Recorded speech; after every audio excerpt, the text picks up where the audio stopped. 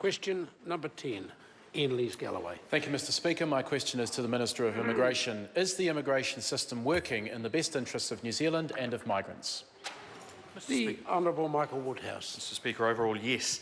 Sound immigration policy results in improvements to New Zealand, both economically, socially and culturally.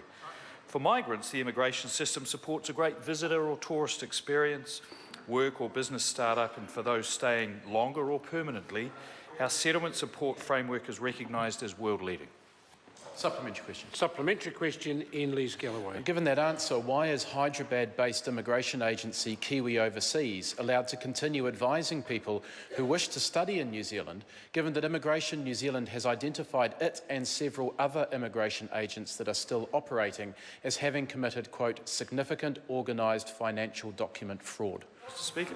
The Honourable Michael Woodhouse. Well, Mr Speaker, the member draws a nexus between two things that can't yet be drawn. Firstly, immigration advisers offshore were, as a consequence of the legal framework the previous government put in place, not subject to the immigration advisers licensing regime. I make no criticism of that.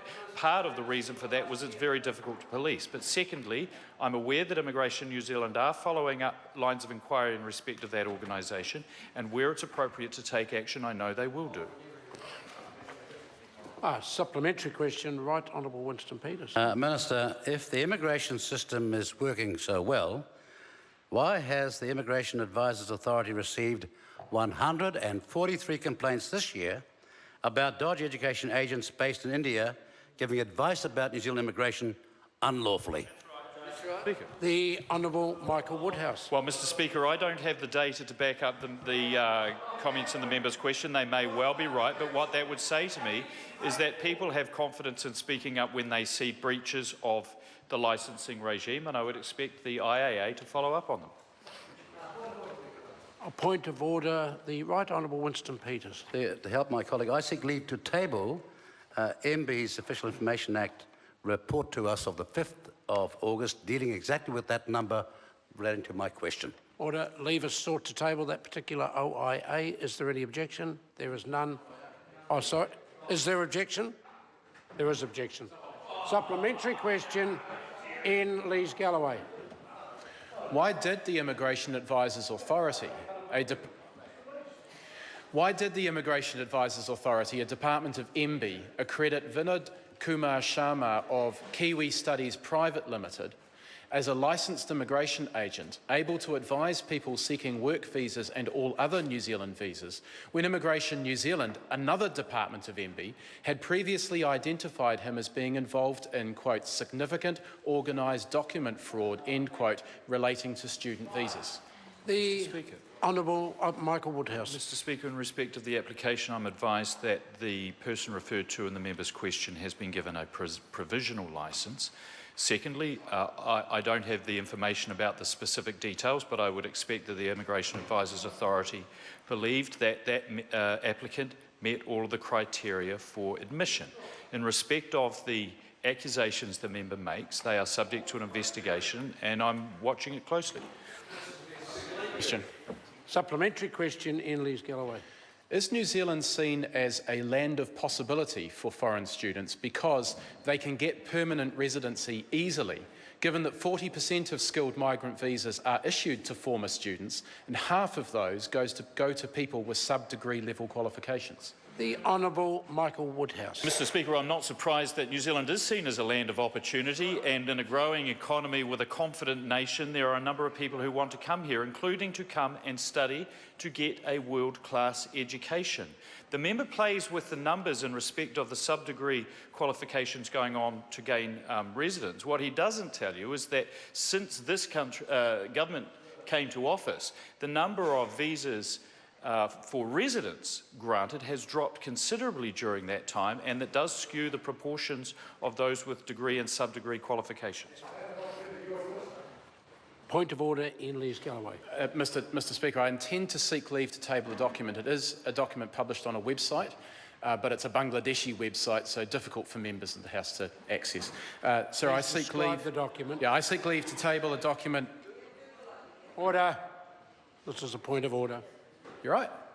I seek leave to table a document dated 7th of September 2016 titled Opportunities for Bangladeshi Students in New Zealand that contains the quote, "New Zealand has become a land of possibility for the Bangladeshi students. They can get permanent residency easily." We don't need that full description. A brief description will do. No, I just need to put some leave first.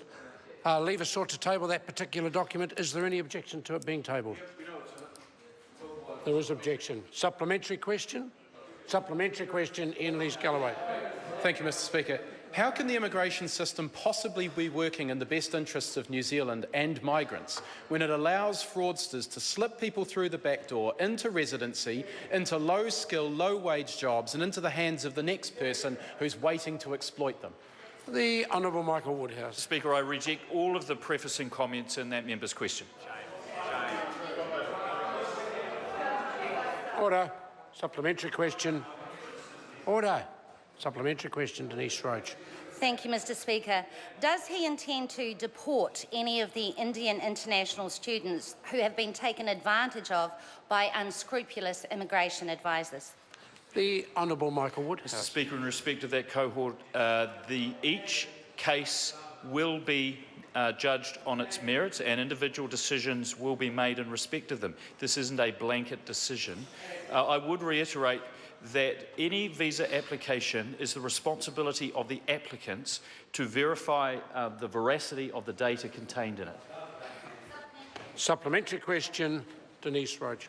Given that the government did the right thing and intervened in the case of the Filipino dairy workers who faced deportation in similar circumstances, will he intervene to keep Indian students here who were also the victims of unscrupulous immigration advisers? The Honourable Michael Woodhouse. Mr. Speaker, I would repeat the answer I gave to the previous question, but I think it's also worth pointing out that the circumstances around the Filipino farm workers is quite different from that of the Indian students. The Filipino farm workers, some of them, were found to have embellished their CVs, but it was also subsequently found that even if they hadn't done that, they would have likely to have been approved a visa anyway. The Indian students, on the other hand, have provided false documentations to support the level of English language that they frankly can't speak and the level of financial means that they don't have. Now, that latter thing leads to the vulnerability to the form of migrant exploitation in employment that member, I'm sure, will agree is not appropriate. Supplementary question, Denise Roach. Given that these students have paid tens of thousands of dollars for the privilege of studying here, will he at least advocate that they get a refund on their course fees if he goes through with the heartless decision to deport them? The Honourable Michael Woodhouse. Well, Mr. Speaker, the contract that has been entered into is between the student and the tertiary education provider. Usually it's tertiary education provider, but I repeat that each case will be judged on its merits. Question